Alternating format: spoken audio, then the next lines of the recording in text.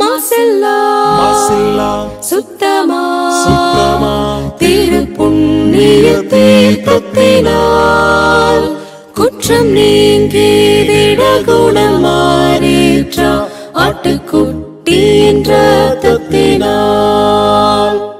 மாசில்லா சுத்தமா திருப்புண்ணிய தீர்த்தத்தினால் குற்றம் நீங்கி விடகுணமாறேற்ற ஆட்டுக்குட்டியின் ரத்தத்தினால். பிதாவாகிய தேவனுக்கும் நமது ஆண்டவராகிய இயேசு கிறிஸ்துவுக்கும் பரிசுத்த ஆவியானவருக்கும் இப்பொழுதும் எப்பொழுதும் சதா காலங்களிலும் மகிமை உண்டாயிருப்பதாக. நாம் யாவரும் தேவனை மகிமைப்படுத்தும்படியாக உற்சாகமாக பாடி தேவனை துதித்து அவருடைய நாமத்தை மகிமைப்படுத்துவோமாக. பாடல்களை வழிநடத்தத்தக்கதாக நம்மத்தில் இருக்கிற அன்பு சகோதரர்களை முன்னுக்கு வரும்படி அன்போடு அழைக்கிறேன். தரைக்கடல் உயிர்வான் சகலமும் படைத்த தரைக்கடல் உயிர்வான் சகலமும் படைத்த தயபர பிதாவே நமஸ்காரம். சர்வலோகாதிபா நமஸ்காரம். சர்வ சிருஷ்டிகனே நமஸ்காரம். சர்வலோகாதிபா நமஸ்காரம். சர்வ சிருஷ்டிகனே நமஸ்காரம். தரைக்கடல் உயிர்வான் சகலமும் படைத்த தயபர பிதாவே நமஸ்காரம். தரைக்கடல் உயிர்வான் சகலமும் படைத்த தயபர பிதாவே நமஸ்காரம். இந்த தொழுகையின் முதல் ஜெபத்தை தேவனுடைய சமூகத்துக்கு ஒரு பலி போல எடுக்கத்தக்கதாக நம்மத்தில் இருக்கிற சகோதரரை அன்போடு அழைக்கிறேன். உன்னதங்கள் மத்தியில் வாசம் செய்யும் நீதியும் பரிசுத்தமும் நிறைந்த பரமபிதாவே, உம்மை தொழுது கொள்ளத்தக்கதாக இந்த நாளுக்காக இந்த தருணத்தை நீர் கொடுத்ததற்காக உம்மை துதிக்கின்றோம். நல்ல பிதாவே, இப்பொழுது கூட நாங்கள் உள்ளத்தின் ஆழத்திலிருந்து உம்மை துதிக்கவும் பிதாவே ஆவியோடு உண்மையோடும் உம்மை தொழுது கொள்ளவும் நீர் எங்களுக்கு தயவு செய்தரலும். கிருபையின் நிறைந்த பரமபிதாவே, உம்முடைய நன்மைகள் நாங்கள் நினைத்து பார்த்து நீர் எங்கள் மீது வைத்திருக்கிற அன்பை நினைத்து பார்த்து உம்மை துதிக்க போற்ற எங்களுக்கு தயவு செய்தரலும் தாப்னே. இந்த தொழுகை முழுவதையும் உம்முடைய கரங்களிலே அர்ப்பணிக்கின்றோம். நாங்கள் உம்மீது விசுவாசமாக இருக்க, இயேசு கிறிஸ்து மீது விசுவாசமாக இருக்க எங்களுக்கு கற்றுத்தாரும். இந்த தொழுகையை நீர்தாமே துவக்கு முதல் முடிவரை அங்கீகரித்து ஆசீர்வதிக்க வேண்டுமாய் இயேசு கிறிஸ்து மூலம் நினைப்பிக்கிறோம் நல்ல பரமபிதாவே, ஆமென். பிதா குமாரன் பரிசுத்தாவின் நாமத்திலே உங்களை ஆசீர்வதித்து உலகளாவிய இந்த பொது தொழுகைக்கு வரவேற்கிறதுல மிகவும் மகிழ்ச்சி அடைகிறேன். பாசமும் அன்பும் நிறைந்த சகோதர சகோதரிகளே, உலகமெங்கும் மலையின் மீதும் தீவுகள் அண்டையும் சமுத்திரத்து அண்டையும் எல்லா இடங்களிலும் வாசமாக இருக்கிற என் பாசமிகும் சகோதரர்களே, இந்த அற்புதமான கர்த்தருடைய நாளில் நீங்கள் முழங்கால் படியிட்டு பணிந்து கர்த்தருடைய நாமத்தை தொழுது கொள்ளும்படியான பாக்கியத்திற்காக நன்றி செலுத்துங்கள். இந்த அற்புதமான வேளையில் திருச்சபையின் பாரத்தோடு கர்த்தருடைய ஊழியக்காரனாக உங்களிடத்தில் நான் சொல்ல வந்த ஒரு கருத்து என்னவென்றால், உங்கள் வயது. I want to speak to you about your age. சகோதரர்களே, இன்றைக்கு சபை பாருங்கள், 50 வயதுக்கு மேற்பட்டவர்கள் தான் நேரப்படி வந்து முன்னால் உட்கார்ந்திருக்கிறார்கள். 40 வயது உள்ளவர்கள் பின்னால் வருகிறார்கள்.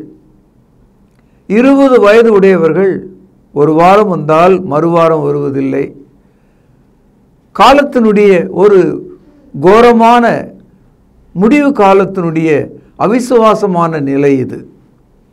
இன்றைக்கு இளைஞர்கள் கர்த்தரை தேடாமலும் அவரை நோக்கி வராமலும் வீட்டுக்கு ஒரு மிஷனரிகளை உருவாக்க முடியாமலும் திருச்சபையானது இன்று தவிக்கிறது.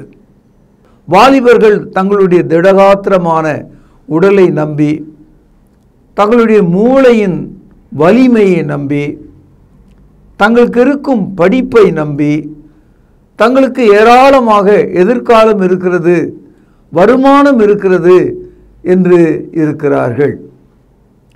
திருச்சபையானது வயதான மக்களின் கூடாரமாக மாறி வருகிறது. இதை உலகம் முழுதும் பார்க்கிறேன். யாராவது நம்மை பார்த்தால் பல கேள்விகள் கேட்கும்போது அதில் ஒன்று, ஐயா உங்களுக்கு வயது என்ன?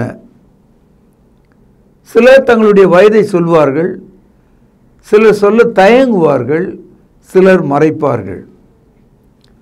ஒரு நாள் யாக்கோபு, அதாவது ஆபிரகாம், ஈசாக்கு, யாக்கோபு, யாக்கோபுனுடைய 12 பிள்ளைகள் பிற்காலத்தில் இஸ்ரவேலர்கள் என்று அழைக்கப்பட்டாங்க. யோசேப்பு முதலாவது எகிப்துக்கு போனான். அவன் எகிப்தில் பெரிய அதிகாரியாக இருந்தபோது தன்னுடைய 11 சகோதரர்களையும் தகப்பனையும் எகிப்திலே குடியேறும்படியாக 70 பேராக அழைத்து வந்தான். யாக்கோபு பார்வோனுக்கு முன்பாக வந்து நின்றபோது பார்வோன் ஒரு கேள்வியை கேட்டார். அந்த கேள்வியை இந்த செய்தியின் மையமாக உங்கள் மத்தியில் வைக்கிறேன். பாருங்கள், ஆதியாகமம் 47வது அதிகாரம் 8-9 வசனங்கள். பார்வோன் யாக்கோபை நோக்கி, உமக்கு வயது என்ன என்று கேட்டான். அதற்கு யாக்கோபு, நான் பரதேசியாய் சஞ்சரித்த நாட்கள் 130 வருஷம், என் ஆயுசு நாட்கள் கொஞ்சமும் சஞ்சலமாயிருக்கிறது. அவைகள் பரதேசியாய் சஞ்சரித்த என் பிதாக்களுடைய ஆயுசு நாட்களுக்கு வந்து எட்டவில்லை என்று பார்வோனுடனே சொன்னான். இங்கே பார்வோன் இடத்துல யாக்கோபு தன்னுடைய வயதை சொல்லும்போது வயது மட்டுமல்ல, அவனுடைய வாழ்க்கையும் சேர்த்து சொல்கிறான். நான் ஒரு பரதேசி, ஐ எம் எ பில்கிரிம். என்னுடைய அப்பாவுக்கு அப்பா, தாத்தா, இவர்களுடைய வயது என் வயது எட்டவில்லை என்று சொல்லுகிறார். அவருடைய வயது 130 என்று சொல்லுகிறார். இந்த காலத்தில் ஒரு 80 என்ற வயதை சொல்லும் போதே நாம் நடுங்குகிறோம். என் அன்பு சகோதரர்களே, வயது நம்மை ஒடுக்குகிறது, நம்மை எலும்பு கூடுகளாக மாற்றுகிறது, பலவீனமுள்ளவர்களாக மாற்றுகிறது. காரம் புளிப்பு தெரியாத ஒரு உதட்டையும் நாவையும் உடையவர்களாக மாறுகிறோம். நன்மை தீமையை பேச முடியாமல் தவிக்கிறோம். கண்கள் ஆழ குழி விழுந்து பார்வை மங்கி போய் விடுகிறது. நம்முடைய பிள்ளைகளிடத்தில் கூட ஒரு அதட்டி அதிகாரத்தோடு ஒரு வார்த்தை சொல்ல முடியாமல் இருக்கிறோம். இன்றைக்கு உங்கள் வயதை குறித்து நீங்கள் என்ன எண்ணுகிறீர்கள்? நீங்கள் இந்த உலகத்தில் யாராக வசிக்கிறீர்கள்? யாரை நம்பி வாழ்கிறீர்கள்? யாக்கோபு தேவனை நம்பி வாழ்ந்தான். அதனால்தான் ஆபிரகாமின் தேவனும் ஈசாக்கின் தேவனும் யாக்கோபின் தேவனும் என்றும் நாம் சொல்கிறோம். சகோதரர்களே, வயதாகும்போது தலையின் மேல் உள்ள முடி அது வெளுத்து போவதை பார்க்கிறோம். இன்றைக்கு சராசரியாக 100க்கு 70 பேர் அந்த வெள்ளை முடியை மறைப்பதற்காக சில மருந்துகளை வாங்கி தலையிலே தேய்த்து இளைஞர்களைப் போல் இருக்கிறதை நீங்கள் பார்க்கலாம். வெள்ளை முடி வெட்கத்துக்குரியதா என்று கேட்டால் பைபிள் சொல்கிறது இல்லை, அது ஞானத்துக்குரியது, அது மதிப்புக்குரியது, அது உங்கள் தலையில் ஒரு கிரீடம் போல் இருக்கிறது என்று சொல்கிறது. நீதிமொழிகள் 16ஆம் அதிகாரம் 31வது வசனம். நீதியின் வழியில் உண்டாகும் நரை மயிரானது மகிமையான கிரீடம். நீதிமொழிகள் 20வது அதிகாரம் 29வது வசனம். வாலிபரின் அலங்காரம் அவர்கள் பராக்கிரமம், முதிர் வயதானவர்களின் மகிமை அவர்கள் நரை. என் அன்பு சகோதரர்களே, கர்த்தர் உங்களோடு பேசுகிறார். இந்த திருச்சபையிலே வயது உள்ளவர்களாய் அமர்ந்திருக்கிற தாயே தகப்பனே, கர்த்தர் உன்னை ஆசீர்வதித்திருக்கிறார். அருமையான பருவ காலத்தை உனக்கு தந்திருக்கிறார் என்று நான் சொல்வதிலே மகிழ்ச்சி அடைகிறேன். ஏசியா தீர்க்கதரிசன புத்தகம் 46வது அதிகாரம் 4வது வசனம். உங்கள் முதிர் வயது வரைக்கும் நான் அப்படி செய்வேன், நரை வயது மட்டும் நான் உங்களை தாங்குவேன். நான் அப்படி செய்து வந்தேன், இனி மேலும் ஏந்துவேன், நான் சுமப்பேன், தப்புவிப்பேன். இப்பேற்பட்டதான ஒரு ஆறுதலும் பாதுகாப்பும் ரட்சிப்பும் உடைய வார்த்தையாக இது இருக்கிறது. தாய் தன் குழந்தையை சுமப்பது போல, தூக்குவது போல, அணைப்பதைப் போல கடவுள் வயது முதிர்ந்த மனிதர்களாகிய உங்களை அணைப்பதாக, தூக்குவதாக, சுமப்பதாக சொல்கிறார். ஆகவே திருச்சபையில் உள்ள முதியவர்களே, நீங்கள் கால் ஊன்றி நின்று திருச்சபைக்குள்ளே மீண்டும் ஒரு எழுப்புதலை கொண்டு வாருங்கள். மிகுந்த ஓசை உள்ள பாடல்களை கொண்டு வாருங்கள். மகிமையை கொண்டு வாருங்கள். வாலிபர்களை கொண்டு வாருங்கள். சுவிசேஷ வேலைக்கான உற்சாகத்தை கொண்டு வாருங்கள். நெடுந்தூரத்தில் உள்ள மக்களுக்கு நற்செய்தியை அறிவிக்க புறப்பட்டு போங்கள். உபாகமம் 33ஆம் அதிகாரம் முதல் வசனம் பாருங்கள். தேவனுடைய மனுஷனாகிய மோசே தான் மரணம் அடையும் முன்னே இஸ்ரவேல் புத்திரரை ஆசீர்வதித்த ஆசீர்வாதமாவது. முதியவர்களுக்கு நான் ஒன்று சொல்கிறேன், உங்கள் வாயில வயதின் காரணமாக கசப்பும் சாபமும் வராதபடி காத்துக்கொள்ளுங்கள், பார்த்து கொள்ளுங்கள். வயது முதிர்ந்த நீங்கள் ஆசீர்வதியுங்கள். தேவனுடைய மனுஷனாகிய மோசே, இந்த வார்த்தை பைபிளில் மோசையை பற்றி பேசும்போது மட்டும்தான் பேசப்பட்டிருக்கு. ஆபிரகாமுடைய தேவன், ஈசாக்குடைய தேவன், யாக்கோபுடைய தேவன் என்று வேண்டுமானால் படிக்கலாம்.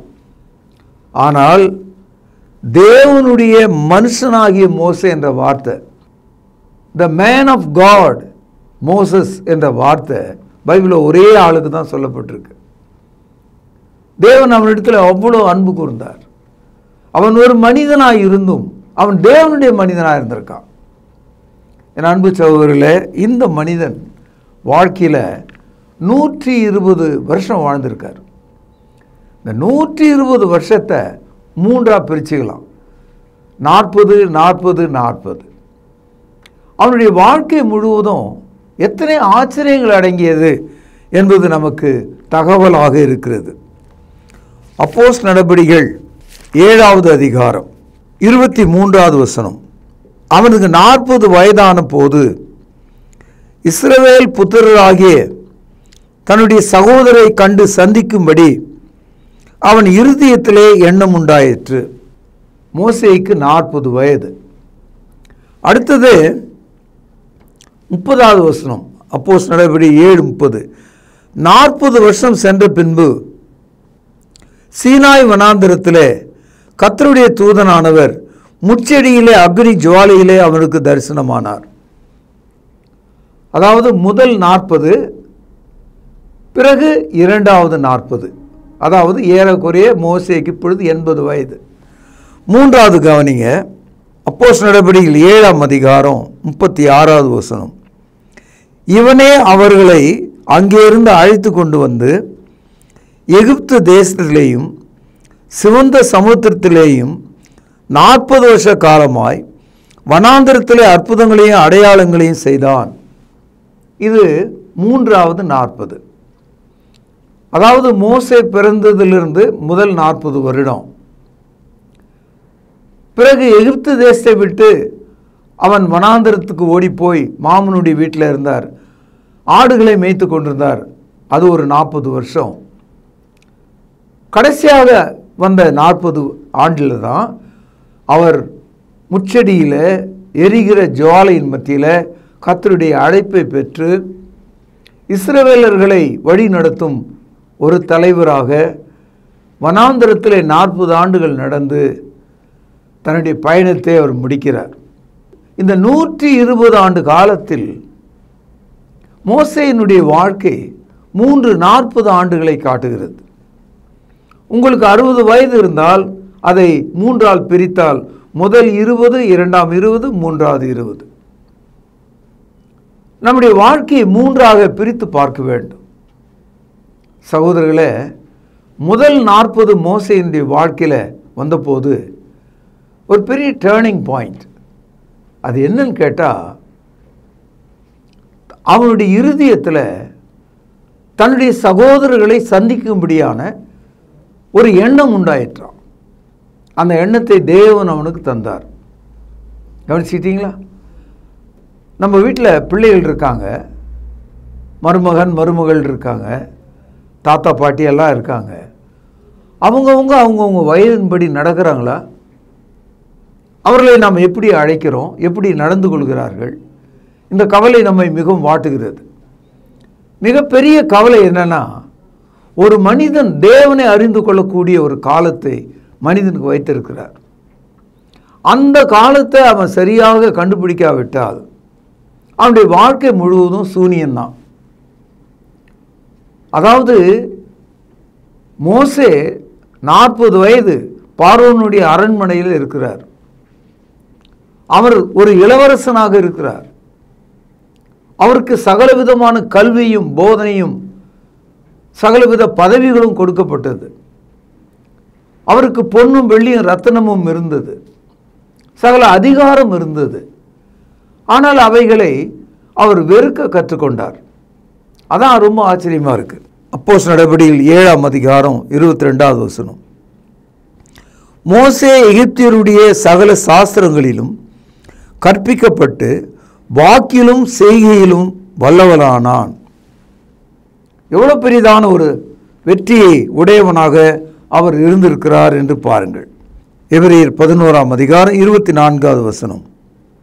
விசுவாசத்தினாலே மோசே தான் பெரியவனான போது பார்வோனுடைய குமார்த்தியின் மகன் என்று அழைக்கப்படுவதை வெறுத்து அநித்தியமான பாவ சந்தோஷங்களை அனுபவிப்பதை பார்க்கிலும் தேவனுடைய ஜனங்களோடு துன்பத்தை அனுபவிப்பதையே தெரிந்து கொண்டு இனி வரும் பலன் மேல் நோக்கமாயிராமல் எகிப்தில் உள்ள பொக்கிஷங்களிலும் கிறிஸ்துவ நிமித்தம் வரும் நிந்தையை அதிக பாய்க்கம் என்று எண்ணினான். இங்கே 40 வயது நிறைந்த மோசே தன் மனதாலே கர்த்தரை அறிந்து கொண்டான், விசுவாசம் உடையவனாக மாறினான். தான் பார்வோனுடைய குமாரன் என்று அழைக்கப்படுவதை விட நான் தேவனுடைய குமாரன், தேவனுடைய பிள்ளை, நான் ஒரு இஸ்ரவேலன் என்று அழைக்கப்படுவதை அவன் விரும்பினான். அவன் காலடியில் சகல நன்மை இருந்தபோது, பொன்னு வெள்ளி இருந்தபோது, அவனுடைய அதிகாரத்தின் கீழே பிரமிடுகள் இருந்தபோது அவைகள் பாவத்தின் அடையாளங்கள் என்று நினைத்து கிறிஸ்துவின் நிமித்தம் எவ்வளவு நிந்தை வந்தாலும் அதை நான் ஏற்றுக்கொள்வேன், என் ஜனங்களோடு நான் பாடுபடுவேன் என்று அவைகளை வெறுத்து தள்ளினான். ஆங்கிலத்தில் ரிஃப்யூஸ் என்ற ஒரு வார்த்தை வந்தது. வெறுத்து தள்ளினான். He refused everything. சகோதரர்களே, வாழ்க்கையில் நமது கர்த்தராகிய இயேசு கிறிஸ்துவை இரட்சகராக ஞானஸ்தானத்தின் வழியாக பாவ மன்னிப்பை நாம் பெறுவதற்கு ஒரு காலம் இருக்கிறது. அந்த பருவ காலத்திலே நாம் கீழ்ப்படியாவிட்டால், அந்த காலத்தில் நாம் குணப்படாவிட்டால் பிறகு அப்படிப்பட்ட ஒரு காலம் நமக்கு வராது. மோசேயினுடைய முதல் 40 ஆண்டு முடியும் போது அவன் கர்த்தரை அறிந்து கொள்ளும்படி அவன் தன்னுடைய மனதை தாழ்த்தினான். He gave his heart when he is 40 years old. அவன் தன்னுடைய மனதை கொடுத்தான். மூல மொழியில் when he attained his age, அவன் பெரியவனான போது என்று அங்கே எழுதியிருக்கிறது. நீங்கள் உங்கள் வாழ்க்கையில் எப்பொழுது பெரியவனானீங்க? கர்த்தரை நீங்கள் என்றைக்கு தெரிந்து கொள்கிறீர்களோ அப்பொழுதுதான் உங்களுடைய வயது முக்கியத்துவம் பெறுகிறது. சகோதரர்களே, உங்களைப் போல என்னைப் போல தான் மோசே சகல பாடுகளையும் பட்டார். அதில் ஒன்று, அவருடைய வாழ்க்கையில் இஸ்ரவேலர்களுக்காக நியாயப்பிரமாணத்தை பெற்று தந்தார். இஸ்ரவேலர்களோடு வனாந்திரத்தில் நடந்தார். தேவனை அவர் நேரடியாக பார்த்ததே இல்லை. ஆனால் தேவனை விசுவாசத்தினாலே சந்தித்தவராக இருக்கிறார். தேவனுடைய கட்டளைகளை எல்லாம் கை கொள்ளுகிறவராக இருக்கிறார். இஸ்ரவேலர்கள் புறப்படும் நாளில் அவர்கள் அனுசரித்த பஸ்கா பண்டிகையை, ஒரு ஆட்டை வெட்டி அதன் இரத்தத்தை எடுத்து அவர்களுடைய வீட்டின் வாசலில் அதன் நிலை மாட்டியில் அதை பூசி அதன் மாம்சத்தை சுட்டு பஸ்காவாக அவர்கள் சாப்பிட்டார்களே, அன்றைக்கு மரண தூதன் வந்து எகிப்தினுடைய தலைச்சன் பிள்ளைகளை அழித்து போட்டானே, அந்த இரவில் அந்த நிகழ்ச்சியை கை கொள்ளும்படியான முதல் நபராக மோசே இருந்தாராம். Moses was the first person to observe the Passover. Even though he never met God, but he believed in God. 27வது வசனம் எபிரேயர் 11. விசுவாசத்தினாலே அவன் அதரிசனமானவரை தரிசிக்கிறது போல உறுதியாயிருந்து ராஜாவின் கோபத்துக்கு பயப்படாமல் எகிப்தை விட்டு புறப்பட்டு போனான். விசுவாசத்தினாலே முதற் பேரானவர்களை சங்கரிக்கிறவன் இஸ்ரவேலை தொடாதபடிக்கு, கவனிங்கள், அவன் பஸ்காவையும் இரத்தம் பூசுதலாகிய நியமத்தையும் ஆசரித்தான். சகோதரர்களே, மோசேயினுடைய வாழ்க்கையில் முதல் 40 ஆண்டுகள் எகிப்திலும், அடுத்து வந்த 40 ஆண்டுகள் ஆடு மேய்க்கிற வனாந்தரத்தில் இருக்கிற ஒரு மனிதனாகவும், பிறகு வந்த 40 ஆண்டுகள் இஸ்ரவேலை வழிநடத்தி நியாயப்பிரமாணத்தை பெற்று வழி நடத்தக்கூடிய ஒரு மனிதனாகவும் இருந்தான். அவன் 120 வயது ஆனபோது பூரண ஆயுசு உடையவராக கர்த்தருடைய பாதத்திலே மரித்தார். இந்த செய்தியை நான் உங்களுக்கு சொல்வதற்கு ஒரு காரணம், இந்த நாளில் இந்த திருச்சபை எழுந்திருக்க வேண்டும். முதியவர்களாகி நீங்கள் முதலாவது எழுந்திருங்கள். உங்களுக்கு இருக்கும் நிறை அது உங்களுக்கு அசிங்கமாக இல்லாமல் அது கௌரவமாக கிரீடமாக இருக்கட்டும். உங்களுக்கு இருக்கும் நிறை உங்களுடைய ஞானத்தை வெளிப்படுத்தக்கூடியதாக இருக்கட்டும். ஏசாயா சொன்னது போல, நிறை வயது மட்டும் உங்களை நான் தாங்குவேன், ஏந்துவேன், சுமப்பேன் என்று சொன்னாரே, அந்த ஆசீர்வாதம் உங்கள் மீது உண்டாகும்படி உங்களை ஆசீர்வதித்து இந்த செய்தியை நான் இங்கே நிறைவு செய்கிறேன். பிரார்த்தனை செய்வோம். பரலோகத்தில் வாசமாக இருக்கிற அற்புதமான தகப்பனே, இதோ யாக்கோபு அவன் 130 வயது உடையவனாய் இருந்தும் அந்த வயது போதாது என்பது போல பேசுகிறாரே. ஆம் ஆண்டவரே, நாங்கள் எவ்வளவு காலம் இந்த உலகத்தில் வாழ்ந்தாலும் அந்த வயது எங்களுக்கு திருப்தி இல்லை என்று தான் நினைக்கிறோம். ஆகிலும் உம்முடைய சித்தத்தின்படி வாழ்ந்த மோசேயைப் போல நீர் எங்களுக்கு கொடுத்த ஆண்டுகளுக்காக நன்றி செலுத்துகிறோம். இதோ சங்கீதம் 90:10 வாசிக்கிறோமே, இதோ எங்களுடைய ஆயுசு காலம் 70, பலத்தின் மிகுதியால் அது 80, அது சஞ்சலம் நிறைந்தது என்று படிக்கிறோமே. இதோ இந்த திருச்சபை மக்களுக்கு நீர் கொடுத்த அற்புதமான நாட்களுக்காக, வயதுக்காக தோத்தரிக்கிறேன். சபையை ஆசீர்வதியும், உமது ஜனத்தை ஆசீர்வதியும். அருள்நாதர் ஆண்டவர் இயேசுவின் நாமத்தில் ஜெபம் கேளும் ஜீவனுள்ள எங்கள் நல்ல பிதாவே, ஆமேன். நம்முடைய கர்த்தராகிய இயேசு கிறிஸ்துவின் கிருபையும் பிதாவின் அன்பும் பரிசுத்த ஆவியானவரின் ஆசீர்வாதமும் வழி நடத்துதலும் நம் அனைவரோடும் சதா காலமும் நிலைத்திருப்பதாக. ஆமேன். கர்த்தருடைய பந்தியிலே பங்கு கொள்ளும்படி நம்மை நாமே ஆயத்தப்படுத்துவோம். ஆண்டவராகிய இயேசு கிறிஸ்து காட்டிக் கொடுக்கப்பட்ட அன்று ராத்திரியிலே அப்பத்தை எடுத்து ஆசீர்வதித்து, இதை பிட்டு நீங்கள் வாங்கி புசியுங்கள், இது உங்களுக்காக பிற்கப்படுகிற என்னுடைய சரீரமாய் இருக்கிறது என்று சொல்லியிருக்கிறார். அப்பத்திற்காக நாம் ஜெபித்து இதில் பங்கு கொள்வோம். பரிசுத்தமும் இரக்கமும் தயவும் கிருபையும் நிறைந்த நல்ல ஆண்டவரே, உம்முடைய குமாரனாகிய இயேசு கிறிஸ்து சிலுவையிலே எங்களுடைய பாவங்களுக்காக தன்னுடைய இன்னுயிரை கொடுக்கும் பொழுது அவருடைய சரீரம் கிழிக்கப்பட்டது. அதற்கு ஒப்பாக இங்கு புளிப்பில்லாத அப்பம் இது வைக்கப்பட்டு இருக்கிறது. அப்பா, நீர் இந்த அப்பத்தை எங்களுக்கென்று ஆசீர்வதித்து தரும்படி விலையேற பெற்ற இயேசு கிறிஸ்துவனுடைய நல்ல நாமத்தினாலே இந்த ஜெபத்தை ஏறெடுக்கிறோம் அன்பின் பிதாவே, ஆமேன்.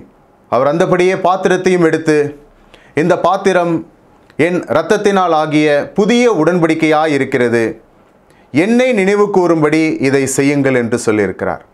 நாமும் கூட அவ்வண்ணமாகவே இதில் செய்யும்படியாக நாம் ஒன்று சேருவோம். தேவன் இந்த ரசத்தை ஆசீர்வதித்து தரும்படி நாம் ஜெபிப்போம். வானத்தையும் பூமியும் உண்டாக்கின சர்வ வல்லமையுள்ள எங்கள் நல்ல பிதாவே, என்னை நினைவு கூறும்படி இதை செய்யுங்கள் என்று சொல்லியிருக்கிறபடியே நாங்கள் செய்யும்படி வந்து நிற்கிறோம். இந்த ரசத்தை நீர் ஆசீர்வதித்து தாரும். குற்றமில்லாத மாசற்ற இதோ தகப்பனே, அந்த ரத்தம் எங்களுடைய பாவங்களுக்காக சிந்தப்பட்டது என்பதை நாங்கள் நினைத்து இதில் பங்கு கொள்ளும்படி, பயபக்தியோடு பங்கு கொள்ளும்படி எங்களை உற்சாகப்படுத்தும். எங்களை தாழ்த்துகிறோம். இந்த ரசத்தை நீர் ஆசீர்வதித்து தாரும். இயேசுவின் நல்ல நாமத்தில் இந்த ஜெபத்தை எடுக்கிறோம் அன்பின் பிதாவே, ஆமேன். தேவனுடைய சமூகத்தில் தேவனுக்கு மிக பிரியமான ஒரு தொழுகையை செய்து கொண்டிருக்கிறோம். இதை தொடர்ந்து தேவனுக்கு பிரியமான ஒரு பலியாக நம்முடைய கையின் பிரயாசங்களை தேவனுடைய சமூகத்துக்கு கொண்டு வருவோம். தேவன் கொடுத்தவைகள், இவைகளிலிருந்து நாம் எடுத்து தேவனுக்கு உற்சாகமாக கொடுப்பதற்கு நாம் ஒப்புக் கொடுப்போமாக. சபையின் அறிவிப்புகள், வியாதிப்பட்டவர்களை நினைவு கொள்ளுங்கள். விசேஷமாக ரட்சிக்கப்படாத மக்கள், அது உங்கள் நண்பர்களாக இருக்கலாம் அல்லது உங்கள் உறவுகளாக இருக்கலாம், அவர்கள் ரட்சிக்கப்படுவதற்காக தேவனுடைய சமூகத்தில் நாம் யாவரும் ஒன்று சேர்ந்து ஜெபம் செய்வோம். தேவனை ஆவியோடும் உண்மையோடும் நாம் தொழுது கொண்டோம். இந்த தொழுகையின் நிறைவு ஜெபத்தை நம் மத்தியில் இருக்கிறதான சகோதரர் ஒருவர் முன்வந்து ஜெபித்து இந்த தொழுகையை நிறைவு செய்து தரும்படி அன்பாய் கேட்டுக்கொள்கிறேன். பரலோகத்திலே வாசமாக இருக்கிற எங்கள் நல்ல பிதாவே, உம்முடைய வார்த்தையினால் எங்களை சந்தித்ததற்காக உமக்கு ஸ்தோத்திரம். அண்ட சராசரங்களின் மீது அதிகாரமுடையவராகிய உமக்கு எங்களை தாழ்த்தி ஒப்புக் கொடுக்கிறோம். வார்த்தையினால் சர்வத்தையும் தாங்குகிற எங்கள் ஆண்டவர் இயேசு கிறிஸ்துவின் கீழாக எங்களை ஒப்புக் கொடுக்கிறோம். நாங்கள் எதையுமே செய்ய முடியாது, ஆனால் பரிசுத்த ஆவியின் பலத்தினாலே செய்ய முடியும் என்பதனால் அந்த பரிசுத்த ஆவியானவருடைய ஆளுகைக்கு எங்களை ஒப்புக் கொடுக்கிறோம்.